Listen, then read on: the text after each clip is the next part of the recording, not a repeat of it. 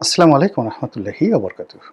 সম্মানিত দর্শক, ত্রয়োদশ জাতীয় সংসদ নির্বাচন নিয়ে রীতিমতো লঙ্কাকাণ্ড ঘটছে। ভোটের জোয়ার একবার পশ্চিম দিকে যায়, তো একটু পরে আবার পূর্ব দিকে চলে যায়।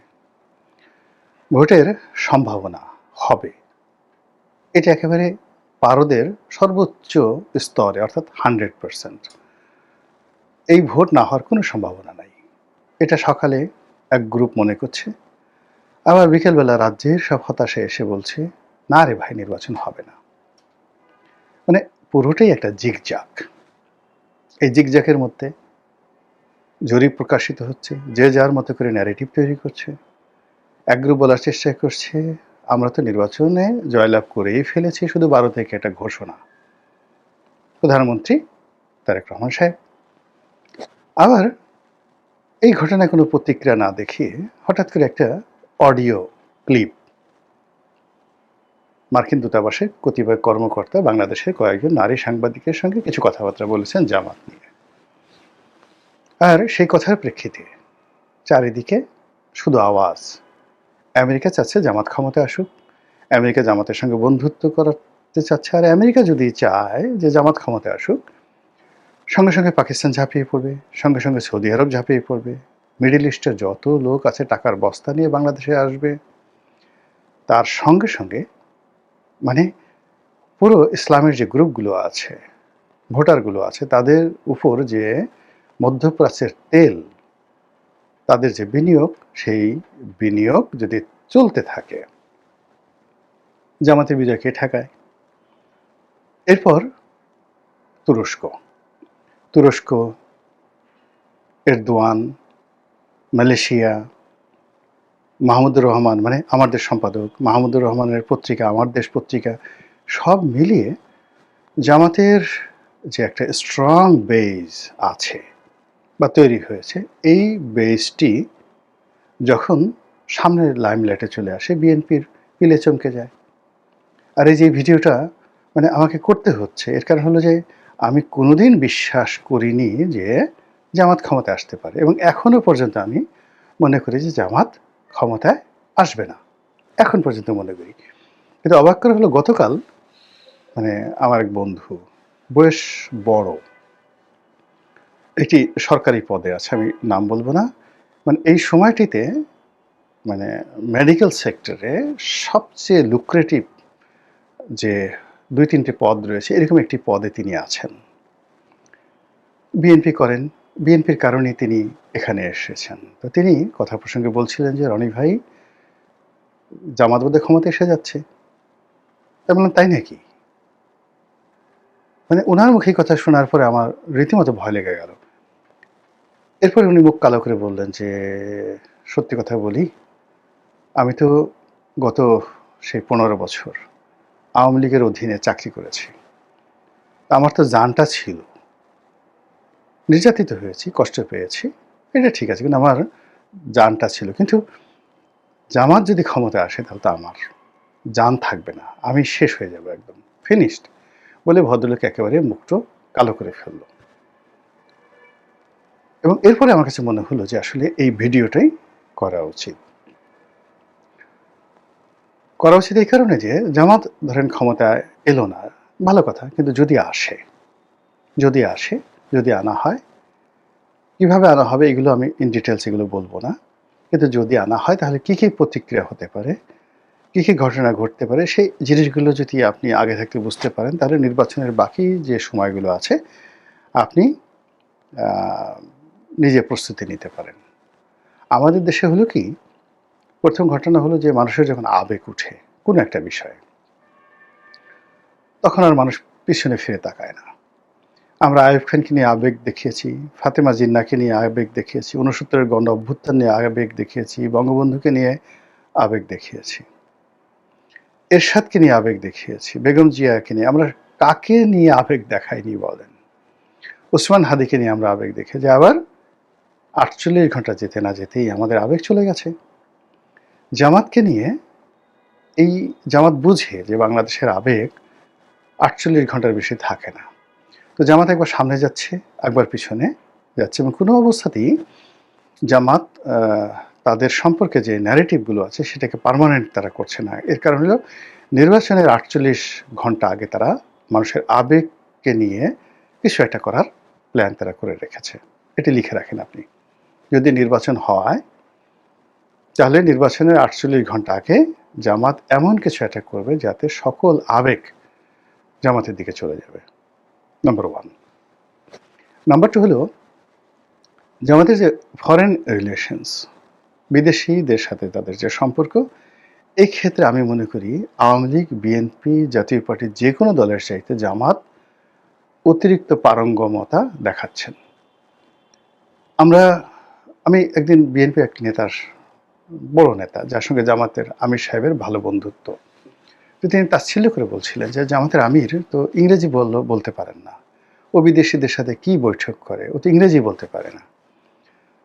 তো এই যে বিএনপির তাচ্ছিল্য, তার জবাব আমি দেখলাম জামাতের একটি কনভারসেশন দেখলাম জামাতের আমিরের, অসাধারণ ইংরেজি বলেন এবং তিনি মঞ্চে দাঁড়িয়ে মাইক হাতে নিয়ে তার এই বয়সে যেভাবে একটি অনুষ্ঠান তিনি কন্ডাক্ট করলেন বিদেশিদের সঙ্গে, সেখানে তিনি আরবি লাইনে পড়াশোনা করা মানুষ নয়, কিন্তু ক্ষণে ক্ষণে অ্যারাবিকের কিছু শব্দ তিনি উচ্চারণ করছিলেন, একেবারে নিখুঁত প্রোনাউন্সিয়েশন, শুনলেই ভালো লাগে। আপনি যদি ধরুন কাউকে যদি বলেন ভাই সাহেব কেমন আছেন, সেটা না বলে যদি বলেন আসসালামু আলাইকুম প্রিয় মোহতারাম, আমাদের দেশের মানুষ মন নরম হয়ে যায়। তারপরে আপনি যদি বলেন আল্লাহ আপনাকে উত্তম যাজা দান করুন, প্রতিদান দান করুন, যাজা দান করুন, জাজাকাল্লাহু খায়রান, আমাদের দেশে এই শব্দগুলো সঠিকভাবে উচ্চারণ করতে পারাটাও একটা বিরাট ব্যাপার। তো শফিক সাহেব তো সেই কাজগুলো করছেন। তারপর একই সঙ্গে তিনি ইংরেজি বলছেন, বাংলা বলছেন, তিনি দাড়ি টুপি পাঞ্জাবি নিয়েই তিনি বিদেশিদের সঙ্গে বৈঠক করছেন। বিদেশি মহিলা, বাংলাদেশি মহিলা, আধুনিক মহিলা, তরুণ মহিলা, সবাইকে নিয়ে তিনি যে একটা আধুনিক জামাতের যে রূপরেখা এই নির্বাচনের ময়দানে তুলে ধরছেন, সেটাকে সামাল দেওয়ার জন্য বিএনপিকে রীতিমতো হিমশিম খেতে হচ্ছে। আর দ্বিতীয়ত হলো যে তারেক রহমান সাহেবের সম্পর্কে, বিএনপি সম্পর্কে গত ১৭ মাসের যে দুর্নাম বদনাম, চাঁদাবাজি, প্লাস ২০০১ থেকে ২০০৬ সন পর্যন্ত হাওয়া ভবন কেন্দ্রিক তাদের যে দুর্নাম এবং বদনাম, এই জিনিসগুলো তো জামাত ১০ মুখে প্রচার করে যাচ্ছে। কিন্তু জামাতকে আপনি গালাগালি করছেন মুনাফেক, ৭১-এর রাজাকার, ধর্ষক, কিন্তু আপনি তো বলতে পারছেন না যে এই লোকটা নামাজ পড়ে না। আপনি তো বলতে পারছেন না এই লোকটা টাকা চুরি করেছে ব্যাংক থেকে, এই লোকটা চাঁদা নিয়েছে। এই জিনিসগুলো করা যাচ্ছে না এবং ওগুলোকে জামাত ক্রমশ এনক্যাশ করছে, প্রবলভাবে এনক্যাশ করছে। তো এরই ধারাবাহিকতা যেটা হচ্ছে, তারা দেশে এবং দেশের বাইরে যে কাজগুলো করছে, প্রকাশ্য করছে 20%, আর 90% তারা গোপনে করছে এবং সেই গোপনীয়তার একটা অডিও ফুটেজ ভাইরাল হয়ে গেছে যে আমেরিকার সঙ্গে তাদের যে বন্ধুত্ব, এবং এই বন্ধুত্বটা রীতিমতো চাপ তৈরি করেছে বিএনপির উপর। আর আমাদের দেশের মানুষই যে বললাম হুজুকে, সবাই যদি মনে করে যে আমেরিকা চাচ্ছে, বা যদি আমরা বিএনপিকে ভোট দেই, শেষ মুহূর্তে যদি নির্বাচন ক্যান্সেল হয়ে যায়, ডক্টর ইউনূস, জামাত, এনসিপি তারা যদি আরও 5 বছর থাকে, তাহলে যে ডলাটা খাবো রে বাবা গো, তার চেয়ে বরং দাঁড়িপাল্লায় ভোটটা দিয়ে দিই। এরকম সহজ সরল চিন্তা করার মানুষ আমাদের দেশে অসংখ্য আছে। তো যেটা বলছিলাম যে জামাত এখানে বিনিয়োগ করেছে অর্থ, বিনিয়োগ করেছে তাদের শ্রম, মেহনত। তারা মানে সবাই যে এমপি হবে তা নয়। তাদের দলের যদি ১ কোটি লোক থাকে, যদি ২ লাখ এখানে রেজিমেন্টেড রোকন থাকে, তো এই ১ কোটি লোক কেউ নিজের পকেটের টাকার বাইরে কারোর কাছ থেকে টাকা পয়সা নিচ্ছে না। ১ কোটি লোক যদি দৈনিক ১০ টাকা করে খরচ করে, ১০ কোটি টাকা তার খরচ হয়। যদি ১০০ টাকা খরচ করে, ১০০ কোটি টাকা খরচ হয়। তো ১ কোটি লোক জামাতের সারা বাংলাদেশে, আমি কেবল সর্বনিম্ন ধরলাম ১ কোটি লোক, তারা সবাই যদি দৈনিক বলে যে আমি ১০০ টাকা করে খরচ করব, তাহলে জামাত নির্বাচনের ময়দানে 100 crore টাকা প্রতিদিন খরচ করতে পারছে। আর বিএনপির যারা প্রার্থী তাদেরকে যদি এই ৩০০ জন বিএনপির প্রার্থী নয়, এরা কত এখন কত ধরেন 300 ধরেন বিএনপির প্রার্থী। তো 300 বিএনপির প্রার্থীকে যদি ১০০ কোটি টাকা খরচ করতে হয় প্রতিদিন জামাতের মতন করে, তাহলে এই ৩০০ প্রার্থীকে কত টাকা খরচ করতে হবে? এর কারণে বিএনপির কর্মীরা তো জামাতের কর্মীর মতো ১০০ টাকা দিচ্ছে না, তারা বরং প্রার্থীর কাছ থেকে টাকা নিচ্ছে। স্লোগান দিতে টাকা লাগবে, হুন্ডাতে টাকা লাগবে, মঞ্চ করতে টাকা লাগবে, ইত্যাদি ইত্যাদি ঘটনা। ফলে আপনারা নিজেরা একটু হিসাব করে নেন যে ১০০ কোটি টাকা যদি ৩০০ জন প্রার্থীর মধ্যে ভাগ করে প্রতিদিন একজন প্রার্থীকে কত টাকা খরচ করতে হচ্ছে। তারা হয়তো সেটা করতে পারছেন না, না পারার কারণে কি হচ্ছে, জামাত খরচের দিক থেকে এগিয়ে যাচ্ছে। জামাত ঢাকা শহরের রিকশাওয়ালাদেরকে আমরা বদনাম শুনতে পাচ্ছি যে ১,০০০ টাকা করে প্রতিদিন রিকশাওয়ালাদেরকে দিচ্ছে, এবং এই ১,০০০ টাকা দেওয়ার জন্য ঢাকা শহরে তাদের যে কজন রোকন আছে, রোকনরা পকেটে হাত দিয়ে টাকা দিয়ে দিচ্ছে পাড়া মহল্লাতে।